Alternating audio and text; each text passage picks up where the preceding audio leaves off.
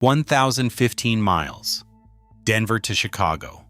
No stops. No refueling. 13 hours and 5 minutes, start to finish. The reported fuel bill, roughly $16. A steam locomotive covering that same distance in 1934 would have burned through hundreds of dollars in coal and water. That gap is what killed a century of steam railroading, not a speed record, not a gleaming new machine. But this number didn't come from a routine service run. It came from a single, desperate gamble by a railroad fighting for its life, where one electrical failure at speed nearly destroyed the whole argument before anyone could hear it.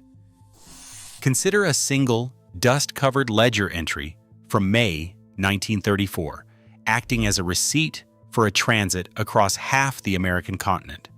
The individual line items on this document describe an operational impossibility. The paper records a continuous path of 1,015 miles, running straight from the foothills of Denver to the heart of Chicago. The total elapsed time is written as 13 hours and 5 minutes, with a clean zero recorded in the column for mid-route stops. At the bottom of the page sits the final operating charge, exactly $16.72. In an era of heavy iron and massive coal infrastructure, these figures read like an accounting error or a total fabrication. Yet the record stands, signed and filed, leaving a single, quiet question.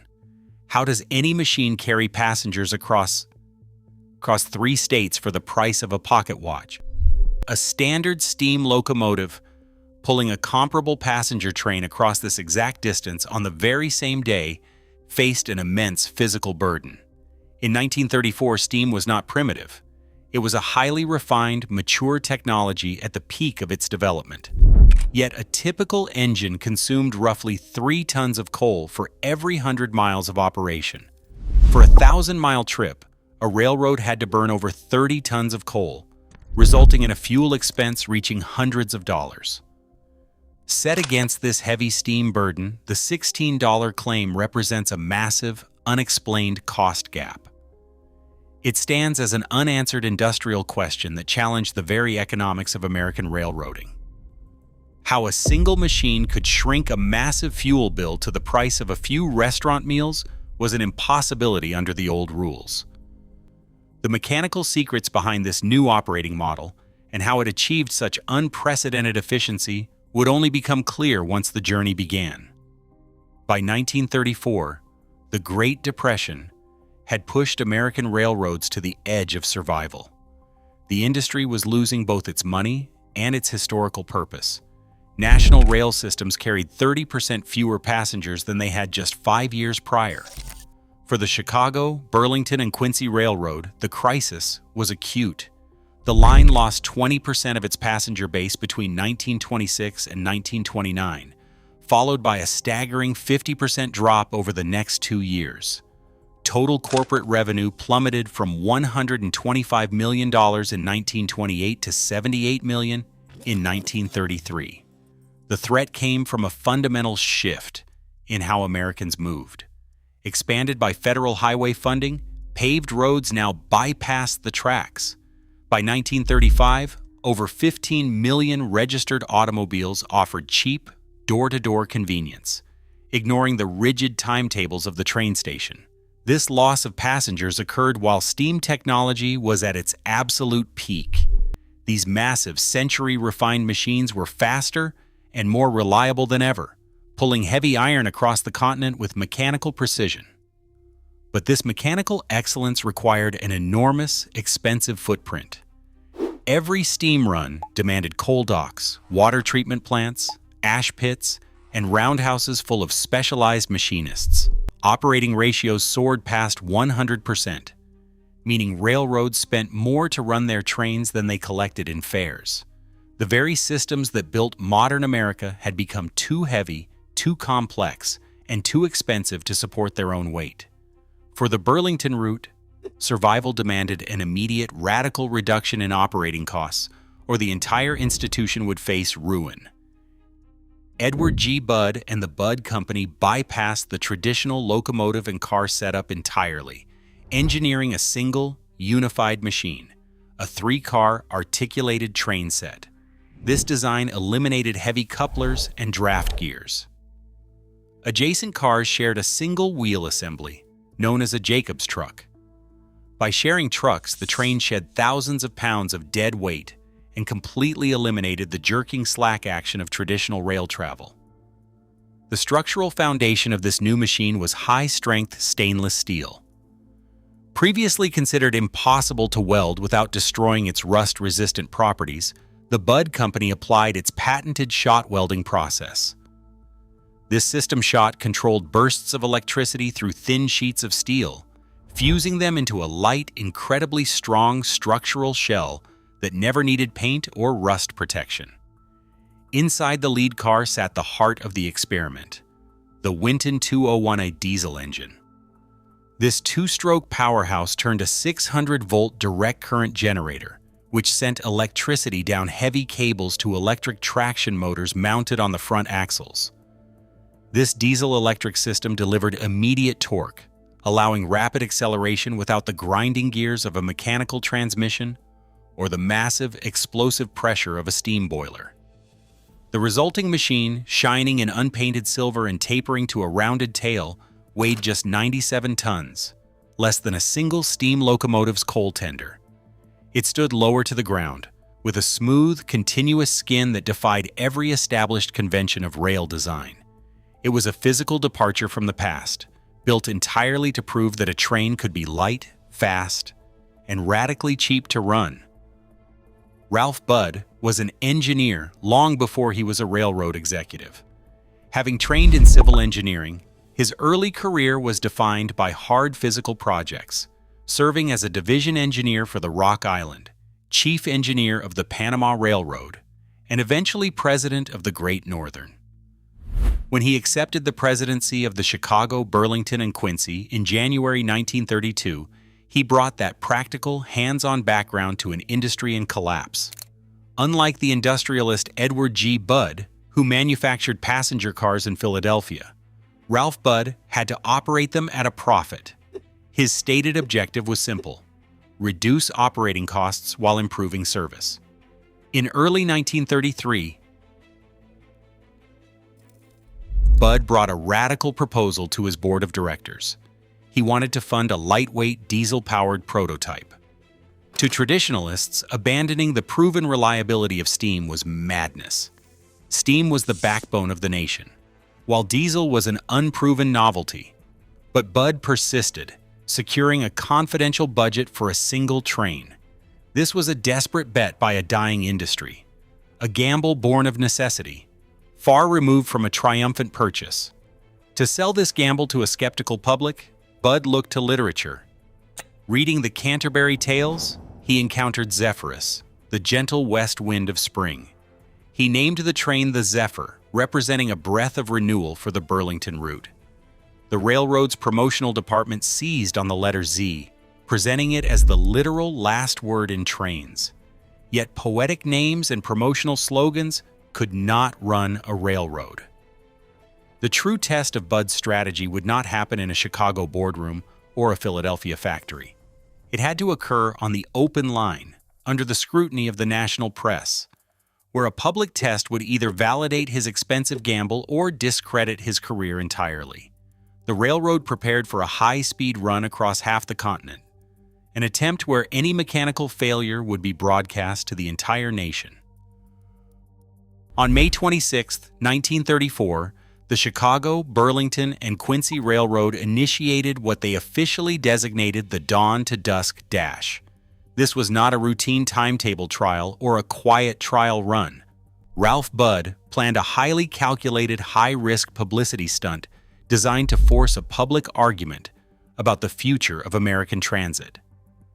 The train had exactly 1 day to run from Denver to Chicago, racing against a relentless physical clock to reach a specific, unforgiving deadline: the opening night of the Century of Progress World's Fair.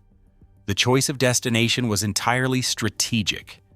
The World's Fair in Chicago served as the country's premier stage for technological optimism, a place where millions of Americans gathered to glimpse the world of tomorrow. By aiming the silver prototype directly at this massive, forward-looking audience, Budd sought to bypass conservative railroad executives and pitch his vision of modern transportation directly to the public. But the scale of the risk was absolute. A single broken part, an unexpected delay on the tracks, or a simple mechanical hiccup would play out on a national stage, broadcast live to the country. If the train broke down in the plains of Nebraska or stalled on an Iowa hill, the failure would not be a private embarrassment hidden in a corporate ledger. It would be a highly visible, widely reported disaster that would likely sink the Burlington route and end Budd's career before nightfall. To make the run viable, the Burlington route had to suspend the normal laws of railway operation. The parameters of the dawn-to-dusk dash were absolute. The Pioneer Zephyr had to cover the entire 1,015 miles without a single scheduled stop. There would be no pauses for water, no service checks, and absolutely no refueling. The train had to rely entirely on the fuel carried in its onboard tanks from the moment it rolled out of Denver. This setup transformed the run from a simple speed trial into a brutal test of the entire railroad. Because a 3-car lightweight train could not trigger traditional track circuit signals reliably at high speeds, the railroad deployed maintenance crews to manually flag and clear every single grade crossing along the route. Men stood at 22 crossings across 3 states, holding red flags to halt automobile traffic by hand. Every switch had to be spiked shut in advance. Every dispatcher had to clear freight and steam passenger trains onto sidings hours ahead of timetable. The crew on board, the engineer, firemen, and mechanics, operated as a single unit, knowing that any mechanical failure meant a dead stop on the open plains. A single delay meant more than a ruined timetable. A public breakdown on the way to the World's Fair would destroy the credibility of the diesel engine before its career even began. On the plains of western Kansas, the steady hum of the diesel engine suddenly died. The main traction motors went silent, and the generator voltage dropped towards zero. Within seconds, the train began to lose its momentum, its speed falling from over 90 miles per hour down to 40. Inside the engine compartment, the air was hot. It was thick with the smell of vaporized oil and diesel exhaust. The space was tiny, vibrating violently with the rapid motion of the train over the rails. A crew member had to act immediately to prevent a complete stop on the open line. Accounts of what went wrong inside that metal space disagree. Some early reports describe a heavy electric cable that had snapped under the constant vibration, requiring a dangerous splice of live wires. Other archival sources attribute the loss of power to a failed generator brush that had burned out and needed to be isolated. Regardless of the specific component, the physical risk of the repair was extreme. A crewman had to crawl directly into the tight, uninsulated compartment while the train was still moving at speed, working in near-total darkness. He had to squeeze past spinning metal shafts, exposed belts, and live electrical terminals carrying hundreds of volts of direct current. He had only a thin pair of rubber gloves for protection against a fatal shock. He worked purely by touch, attempting to secure the broken connection or replace the failed part as the steel floor bucked beneath him. The identity of the person who made this repair remains unverified. Some newspaper accounts from that week praised an assistant mechanic named Miller, while other records credit the train's fireman, or even Ralph Budd himself. What is clear is that someone risked electrocution to keep the train moving. The engine eventually coughed back to life, and the train continued eastward at a cautious, reduced speed, the crew watching the instruments closely for any sign of another failure. When the Pioneer Zephyr finally rolled to a halt, it left behind a trail of undeniable data. The train had traveled a measured distance of 1,015.4 miles in a total elapsed time of 13 hours and 5 minutes. These figures yield a sustained average speed of 77 miles per hour, across the entire three-state run. Within that average was a brief maximum peak speed exceeding 112 miles per hour, clocked on the flat plains. While the peak speed captured headlines, the sustained average was the true mathematical breakthrough. To place 77 miles per hour in context, the premier steam service on the same route, the Aristocrat, required 27 hours to complete the trip. The Colorado Limited took 24 hours. The diesel streamliner had cut the running time of the fastest steam service virtually in half. This was not a theoretical projection or a short-track demonstration. The performance established that a lightweight train could maintain high sustained speeds over 1,000 miles of open railroad, replacing industry skepticism with hard physical proof. The Pioneer Zephyr rolled directly onto the outdoor stage of the Wings of a Century pageant. It was 8:09 p.m. on May 26, 1934. A massive crowd at Chicago's Century of Progress World's Fair stood waiting, serving as the live jury for Ralph Budd's high-stakes gamble. For 13 hours, the public had followed radio updates of the silver train racing across the prairie. Now, the unpainted stainless steel machine sat idling under the stage lights, a physical manifestation of a different future. Amid the ceremonial speeches and applause, the true payoff of the run came down to a single, quiet disclosure from the Burlington Accounting Department. The fuel bill for the entire 1,000-mile run was reported at approximately $16. To a public accustomed to the enormous appetites of steam, this number seemed impossible. Records would later reconstruct the consumption at 418 gallons of low-cost distillate oil, priced at 4 cents per gallon, totaling $16.72. While other contemporary accounts cited lower fuel totals, around $14.64 by excluding auxiliary power, the point was clear. This fuel expense was strictly separate from crew wages, maintenance, or total operating costs, yet compared to the hundreds of dollars in coal and water required to move a steam equivalent, the economic gap was staggering. The $16 was the argument, not the 112 miles per hour. Steam locomotives could already run fast, but they could never run this cheaply. By proving that a train could cross half the continent on the budget of a family dinner, the Zephyr did more than set a record. It rewrote the financial rules of the rails. The machine ended the age of steam through economics rather than speed. High speed was not a new technological frontier in 1934. Steam locomotives routinely traveled at 90 miles per hour, with some exceptional passenger runs exceeding 100. The physical capacity for speed was already fully developed. What steam could not overcome was the immense, unseen weight of its own operational routine. A steam engine requires hours of idle preparation before it can begin to move. Firemen must light coal fires, boil water, and wait for steam pressure to build within the massive boiler. The diesel engine bypassed this entire sequence, starting instantly with the press of a switch and drawing fuel only when active. While running, a steam locomotive is a rolling warehouse of raw materials. It must drag a heavy tender filled with tons of coal and thousands of gallons of water, consuming significant energy just to transport its own fuel supply. Because water is continuously boiled away and lost as exhaust, these trains had to stop every 100 miles at trackside water columns to replenish their tanks. The diesel, using an internal liquid cooling loop, consumed no water during its journey. The largest economic savings occurred off the mainline tracks. Every steam run ended at a roundhouse. Teams of specialized workers had to empty ash pans, clean the soot-filled boilers to prevent mineral scale, and grease dozens of exposed moving rods and bearings. The diesel eliminated these labor-intensive steps. It required no coal docks, no water treatment plants, and no extensive terminal servicing between runs. The mathematical reality of the Denver to Chicago run demonstrated that a railroad could cut its daily operating expenses in half.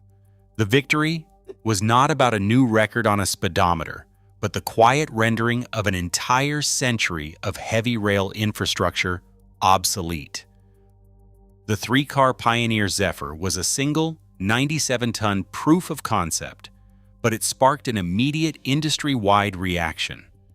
In October 1934, the Union Pacific Railroad completed a cross-country test of its own lightweight streamliner, the M10000. The Burlington route quickly expanded its silver fleet, commissioning the Mark Twain Zephyr, the Twin Cities Zephyrs, and the Denver Zephyrs. Other major lines, including the Santa Fe and the Southern Pacific, rushed to debut high-speed passenger runs. But these early streamliners represented two distinct changes happening at the same time: streamlining, which was an aerodynamic redesign of the train's appearance, and dieselization, which was a fundamental overhaul of railway propulsion. While sleek passenger trains captured the public imagination in the late 1930s, the real transition to diesel occurred in heavy freight service. World War II turned this gradual shift into an industrial necessity. Moving military supplies, troop trains, and industrial materials pushed the national rail network to its physical limits. Steam locomotives required massive amounts of maintenance, coal, and water at a time when labor and raw materials were critically scarce. In 1941, the Electromotive Division of General Motors introduced the FT, a standardized high-horsepower diesel freight locomotive. During the war years, railroads operated over 1,100 of these units, proving that diesel could handle heavy-haul transcontinental freight more reliably and cheaply than steam. When wartime restrictions ended, the momentum became unstoppable. Railroads began retiring their aging steam fleets in favor of mass-produced post-war diesels like the F3 and F7, replacing a century-old nationwide steam infrastructure including thousands of coaling towers, water treatment plants, ash pits, and specialized maintenance facilities was a massive capital undertaking. It could not happen overnight, requiring roughly 25 years of continuous investment to complete. By 1951, Electromotive had delivered its 10,000th diesel unit. By the mid-1950s, over 90% of American steam locomotives had been retired.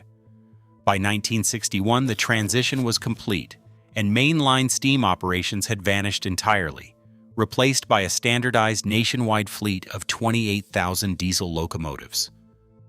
The total victory of the diesel engine over steam was an absolute triumph of industrial engineering, but it was a victory of operational cost-cutting rather than market rescue. The Pioneer Zephyr and the Silver Streamliners that followed in its wake successfully modernized the public image of the railroad, bringing a sense of luxury and speed to a struggling industry. Yet this sleek, new aesthetic could not stop the fundamental shifts in how Americans chose to move. Even as railroads replaced massive coal tenders with compact diesel engines, the growth of the private automobile continued without interruption. Paved highway networks, expanded by massive public works spending, offered a level of personal convenience and geographic freedom that no fixed steel rail could ever match. Families increasingly chose the independence of their own vehicles, leaving train stations behind in favor of the open road. At the same time, a formidable competitor took shape in the skies. By the late 1930s, commercial airlines were establishing regular, reliable passenger service between major American cities, reducing transcontinental travel times from days to a matter of hours. For long-distance passengers, the sheer speed of flight quickly made even the fastest train schedules obsolete. Ultimately, automobiles and airliners won the battle for the American traveler, leaving railroads with a permanently shrinking share of the passenger market. Dieselization did not restore passenger rail to its former monopoly. Instead, it made a declining business viable. The new propulsion technology allowed railroads to minimize their losses, running passenger routes with a fraction of the former labor and fuel costs, but it could not change the final trajectory of the industry. This division illustrates the distinction between a technological victory and a commercial one. Ralph Budd's gamble proved that a new machine could rewrite the economics of railroading, saving his line from immediate ruin. But those same economic forces were at work elsewhere. As newer, more flexible machines claimed the future of transit. On May 26, 1960, exactly 26 years after its historic run, the Pioneer Zephyr completed its final revenue trip and retired from active service.